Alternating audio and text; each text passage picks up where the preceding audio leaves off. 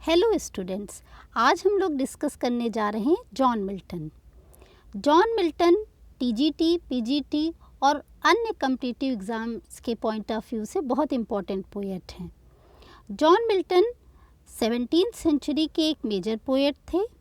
He was a Puritan poet. Puritan poet वो होते हैं, ये प्यूरिटन वो होते हैं जो कि किसी मोनार्की को सपोर्ट नहीं करते। मोनार्की का मतलब ये होता है कि अगर एक राजा सिंहासन पर बैठा है तो उसके बाद उसका पुत्र योग्य हो अयोग्य हो वो ही सिंहासन पर बैठेगा।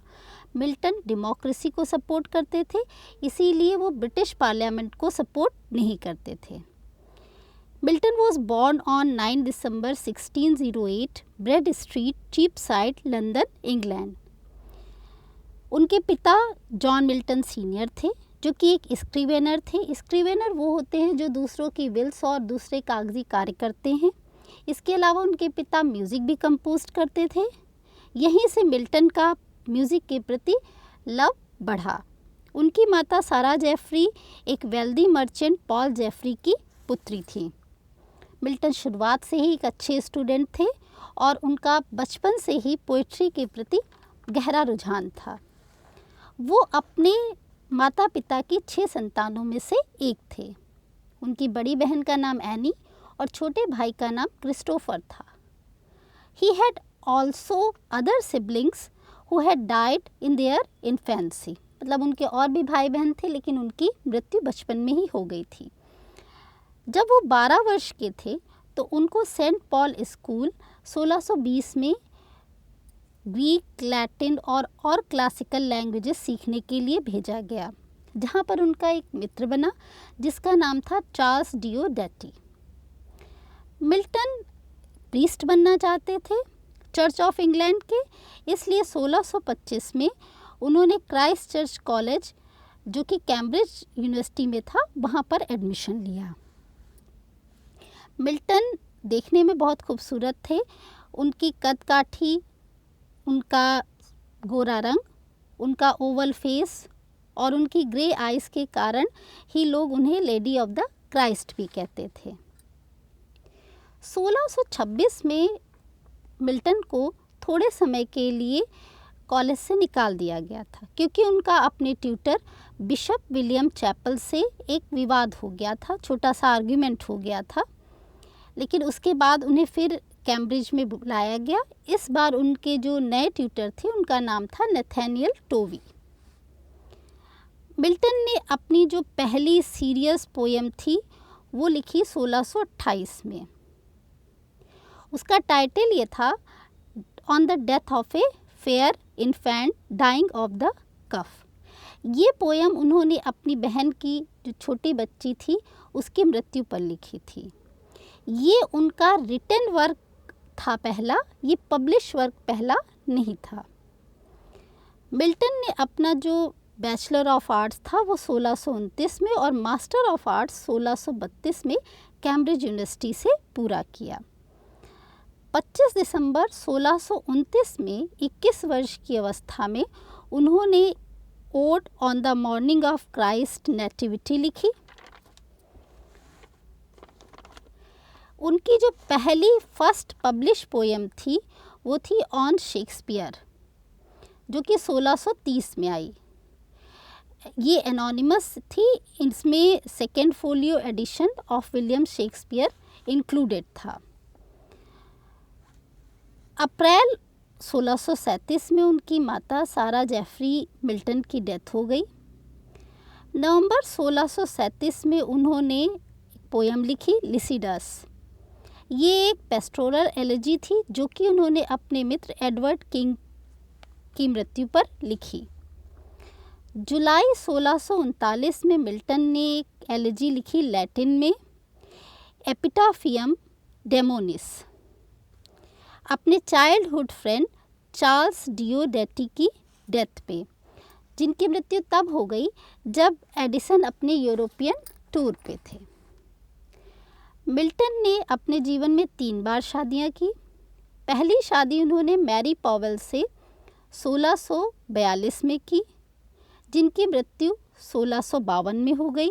दूसरी शादी उनकी कैथरीन वुडकॉक से हुई 1656 में और उनकी मृत्यु 1658 में हो गई। तीसरी शादी उनकी एलिजाबेथ से हुई 1662 में, लेकिन एलिजाबेथ से उनको कोई संतान नहीं हुई। 1642 में जब मिल्टन 34 वर्ष के थे तो उन्होंने 17 साल की मैरी पॉवेल से शादी की, लेकिन ये मैच अच्छा नहीं था। जल्द ही मैरी जो है वो अपने पिता के घर लौट गई। मिल्टन ने 4 पैम्पलेट्स लिखे अपने डिवोर्स पर और उन्हें पब्लिश भी कराया।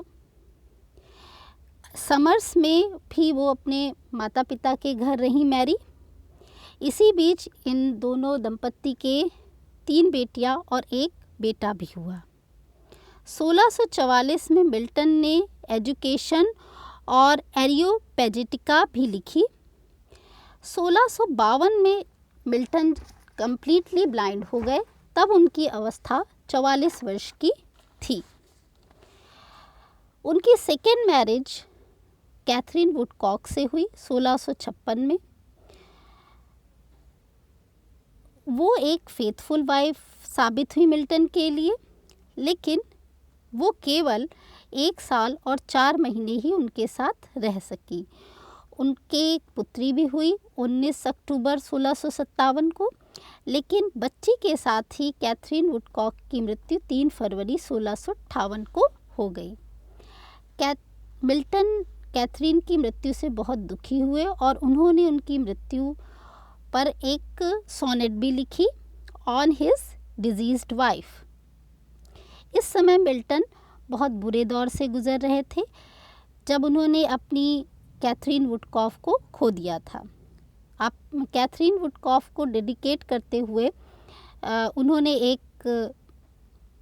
सोनेट भी लिखी, सोनेट नंबर 23, जिसका नाम था methought I saw my late espoused saint. वो पूरी तरह से अंधे हो चुके थे और पैराडाइज लॉस्ट को कंपोज करने का काम उनकी बेटी, जो कि मैरी पॉवेल से हुई थी, वो कर रही थी। इसी समय उनकी मुलाकात एलिजाबेथ से हुई।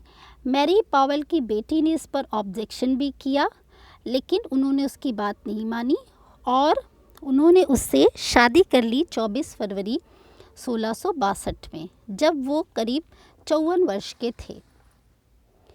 एलिजाबेथ मिशेल, जो कि उनकी तीसरी वाइफ थी, वो अपने 20s में थी, लगभग 24 वर्ष की थी। 1667 में उन्होंने पैराडाइज लॉस्ट को पब्लिश कराया। ये वर्क जो था वो 10 किताबों में विभाजित था और इसको इंग्लिश लैंग्वेज का महानतम एपिक माना जाता है। इसको कंप्लीट करने में, इस एपिक को कंप्लीट करने में उन्हें कई साल लग गए। 1658 से लेकर 1665 तक का समय उन्हें इसे लिखने और कंपोज करने में लगा। इसके बाद वो पैराडाइज लॉस्ट के सीक्वल के साथ भी आए, पैराडाइज रिगेन, जो कि उन्होंने 1671 में लिखा। उसी साल उन्होंने 1671 में एक उन्होंने और मास्टरपीस लिखा, सैमसन एगोनिस्ट। 1673 में जॉन मिल्टन ने एक पोएम का कलेक्शन पब्लिश किया, जिसमें उन्होंने लैटिन और बहुत सारे और लैंग्वेजेस में जो उनके लेटर्स थे उसका कलेक्शन उन्होंने पब्लिश किया। ये लेटर्स उन्होंने अपने कॉलेज डेज़ में, जो कि कैम्ब्रिज में थे, तब का कलेक्शन उन्होंने ये पब्लिश किया था। मिल्टन की मृत्यु 8 नवंबर 1674 को हो गई और and he was buried in the church of St. Giles in the Cripplegate neighborhood of London। तो आई होप आपको मिल्टन का ये डिस्क्रिप्शन, उनकी बायोग्राफी समझ में आई होगी। अगर आपको ये पसंद आई हो तो please like and subscribe it and share it. Thank you.